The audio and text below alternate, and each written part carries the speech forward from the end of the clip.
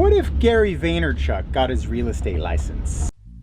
This is your first day in real estate, and I am your real estate sales trainer and coach, James Festini. And this is the program that's going to teach you how to sell more real estate in less time. I'm just a speculation here, so bear with me and let's see if you guys agree and if you like this story. If Gary Vaynerchuck got his real estate license, let's set some ground rules on whether or not he can use his millions of dollars. I'm going to say no. I want to make this story fair and realistic for every real estate agent to see what would the Mac Daddy of marketing do. And then I'm going to do another video called What if Grant Cardone got his real estate license? Because, well, for those of you who don't know who Gary Vaynerchuck is a social media expert, I guess we could say. He's a lecturer, a speaker. He was brought up in New Jersey, and as a kid he worked at his dad's liquor store. This is in a nutshell. He tells his story 100 times over if you guys want to know the details. But Gary Vaynerchuck went on to, he was working in his dad's liquor store and he stumbled on the internet and used and leveraged the internet and Google and AdWords and AdSense and marketing through online platforms to generate online sales and grow his father's liquor store business from, he says, like 3 to 60 million. So basically he generated a lot of revenue through selling online. Now this was back in, I'm guessing 2003, 2010, between those years. And then around 2012-13 he started getting lectures. He has this YouTube channel where he was selling wine. So we're going to translate a lot of this idea and this lecture, this weird video on what if, and translate it from his roots as a wine vendor and see what he would do if he went into the real estate business as a real estate agent. Now, knowing what I know about Gary Vaynerchuck, I'm a fan of his. I do respect and admire his work ethic. He did write a book called Crush It, which is a huge book. Everybody, you know, who's anybody in sales has read that. But the perspective that Gary Vaynerchuck is going to have is going to be one of social media growth and marketing through platforms on the internet. I'm not too sure how this story is going to play out, so hear me out.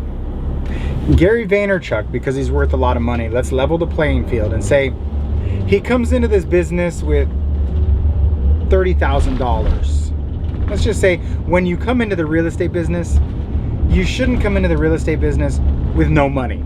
You should have a couple dollars in your bank account because you might not see any sales for a couple of months as you generate business. Many people don't realize that when you come into the business, people don't give you leads. They don't give you names and numbers of individuals who might be interested in selling. You've got to generate your own funnel or sources of contacts and individuals who are interested in buying or selling. So just to make it fair, let's say that Gary Vaynerchuck also moved to a new town, because obviously if he was in a town that he was in where he owned a liquor store or ran the liquor store, he knows people. So let's just say he wasn't able to transition from the liquor store owner and use his connections. Let's say he's brand new into the business in a new territory. Maybe he doesn't want to sell real estate in New Jersey or wherever he's from, New York. Day one, Gary Vaynerchuck comes into the real estate business and starts identifying who the homeowners are, the territory, the identity of the individuals who are going to be signing contracts. So he goes in and realizes that the real estate business is not necessarily online because, well, the homeowners own homes in a geographical territory and there is a certain distance that you are going to be willing to go to. So Gary goes in and says, okay, I want to start target marketing these individuals through the internet. That's his bread and butter. But geographically speaking, he needs to start targeting the individuals who are in a geographical territory based on their interest and their home ownership. So is he going to start working with buyers or sellers? Well, he's smart enough to know that, or maybe we'll learn right away, that many buyers are sellers in disguise as a buyer. So what he will realize, I don't even know how, like, should I pretend to be Gary V in this video? Or do I say what I think he would do? let's just say I would think I would know what he would do. So he would go in and say, you know what, Facebook advertising. How do I advertise business in Facebook? How do I get people to show interest in me and my product if I'm a brand new agent? What do I do? Well, I got to talk about the market. So I create some sort of marketing campaign, or like, how's the market? And I take this how's the market campaign and create a Facebook ad. If you're curious about your house values or how the market is doing, whether you're buying or selling, right? These are like when it comes to Facebook ads, advertisements, it's going to be either photo or video, and it'll be on the right hand side or in the stream. And what he would do is he would say, okay, let's target market inside of Facebook. Let's do video. So he would take D-Rock and he would put together a video and say, today's real estate market stats are this, right? These are the things that real estate agents in the evolution of discovery of what works and doesn't work would probably happen. Welcome to the Festini Factor, a weekly program that every day of the week, Monday, Tuesday, Wednesday, Thursday, Friday, you're gonna get a piece of content, actionable items, something that at $50 a month will be an absolute no-brainer. Every weekday, you're gonna receive one video. Monday, we're gonna have motivational messages. Monday Mindset is what it's called. One of the questions everyone asks, how do I keep going? I'm gonna let you in on that. The Monday Motivational. Tuesday is going to be technology. Every Tuesday, I'm going to deliver you a message about the latest and greatest technology, whether it's old school or new school. Every week, you're going to get a Technology Tuesday tip.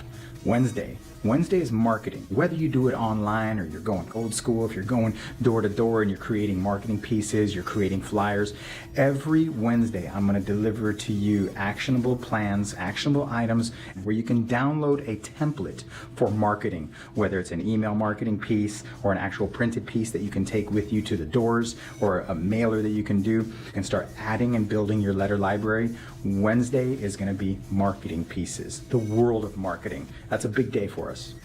Thursday is going to be sellers, exclusively dedicated to handling sellers, either obtaining listings, negotiating contracts, scripts, dialogues, expires for sell-by owners, you name it. If it's a seller, I'm going to cover it. And of course, Friday, the last day of the week, setting you up for the weekend, buyers. Every Friday, I'm going to give you tips and pieces of advice on how to generate buyer leads, how to handle buyer leads, and that includes negotiating, how to get your offer accepted, how to write the perfect offer, a whole system that I share with you so that you can go out there and get to work. Thanks for watching. So we'd want to put out a video that says, here's the situation with the market. And he'd put out a video and he would direct it and target market it to a specific zip code, go into Facebook and boost the video within his demographic based on home ownership and maybe length of time that they've been in the home. And maybe some people would watch it, but there would be a call to action, right? You can't do a video without a call to action. Otherwise, people are going to see you, but not do anything. And therein lies another problem in the real estate business, or an obstacle in the real estate business, is recognition. To get someone to know, like, and trust you and just reach out for business, they're going to want to know, like, and trust you. Or you're leading with something like, I do discounts. Because there's only two avenues that real estate agents obtain business, and that is through money or love. Not love like I love you, but love like they have a bond, there's a connection, they know you, they're referred to you, somebody in their sphere or interest groups, whether it's through church or something, there's a connection, a love connection that gets these individuals to reach out and say, I'm interested. So a call to action on that Facebook page. But see, he's nobody, he's coming in brand new. How do you get individuals to click on there and not just kind of watch the video? Well, I guess at the end of his video it would say, if you're interested in buying or selling, call me. He might put out that video once or twice and realize people are watching, but the phone's not ringing. Maybe I did something wrong. Well, you're doing what everybody else is doing, so time to get original. How can I get original? Well, I need to create more content, that's for sure. So Gary would start putting out a vlog, a daily vlog of his documentary of his growth as a real estate agent, and probably the failure of that ad. And here it is. So he would put out the struggles, the trials and tribulations of a day in the life of the real estate agent, and he would put that out, and he would create a vlog. But people in the local communities might come across it if it's put as a sponsored ad or something. But is it getting people to say, I'm interested? Will it get people to raise their hand? No. People who are interested in real estate are not interested in real estate agents. They're interested in real estate, aka property. So Gary would be like, okay, I actually need to get a listing, or I need to market a home, but I can't advertise active listings. And me telling people what is already sold or what's happening in the market isn't really working either, because people can get that publicly through Zillow, TrulyRealtor.com. Wait, you know what? Let me dump a few dollars into Zillow and sign up there. So he spends, I don't know, $5,000, $10,000 on Zillow in the first month to acquire buyer leads, and people come in and he fields the calls, gets a couple buyers, maybe gets a couple listings, and yeah, absolutely, with about 1,000 to 5,000 depending on the market, Zillow will feed you a steady stream of individuals who say, I'm curious. But as a marketer, he wants to generate leads on his own terms. He doesn't want to spend money on that. I mean, yeah, okay, I guess it is a good funnel. Pump more money into Zillow. Now let's pick up a buyer's agent, because I'm getting a lot of buyers. I need to bring someone on. So he picks up a buyer's agent, right? And starts giving these leads to the buyer's agent. But the buyer's agent turns out that they're not working as hard as him.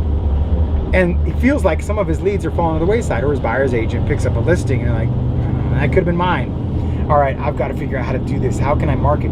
So he'll start creating more video, creating more content, and putting it out there. But does he get a listing?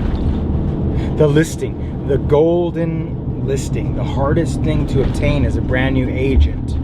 Now you could do it on enthusiasm and excitement and energy and momentum, based on your excitement to be in this business. There's a lot of times where real estate agents just come in shooting star, boom, and because of their they'll tell everybody and their mother, I'm a real estate agent. They quite possibly could pick up a listing from that. So he markets the heck out of that list. He gets a listing. Now he has a product to sell. Therein lies one of the most difficult things as a real estate agent to understand is when you are the product, it's hard to sell yourself unless people know, like, and trust you. Then you don't really even have to sell yourself. But if you're going out there with these ego pieces, these marketing pieces that say, I'm so wonderful, here's my years of experience, people aren't entertained by that or amused. Maybe through recognition, they say, gosh, I see this guy everywhere, let me call him up. But to get to a place where you are the one that they see everywhere will cost money and time. And waiting for that money and time to kick in, he's a hustler. He really works way too hard to sit and wait. So Gary goes out, creates more content, and pumps it out to Facebook, but he wants to do more, right? Because a lot of the things that he's doing and creating in that online space is things that he could be doing from 9 p.m., 8 p.m. to 8 a.m. He doesn't have to be doing all of these marketing campaigns during business hours. He might realize that, how do I leverage my time better? It seems like I'm spending a lot of time on the computer, but I really should be spending more time with homeowners who are interested in selling their house right away. And I'm not having much luck with that. Now what? Here's the question. Will he cold call? This episode is brought to you by MojoSells.com. Expireds for sell by owners and prospecting solutions along with DNC compliance. It is my CRM of choice because I can set up emails and letters and follow-up campaigns to follow up more efficiently with the leads that I generate. Go to MojoSells.com and make sure you tell them Festini sent you. This episode is also brought to you by Spodio, the perfect door knock companion. Download the Spodio app today. You want more knowledge? Please find me anywhere you consume content. On YouTube, go to James Festini Festini. If you want to listen to my content on iTunes, please leave me a 5-star review. Join the Festini Mafia at jamesfestini.com/training. There you'll find all of my products and information. If you like to make money, get back to work.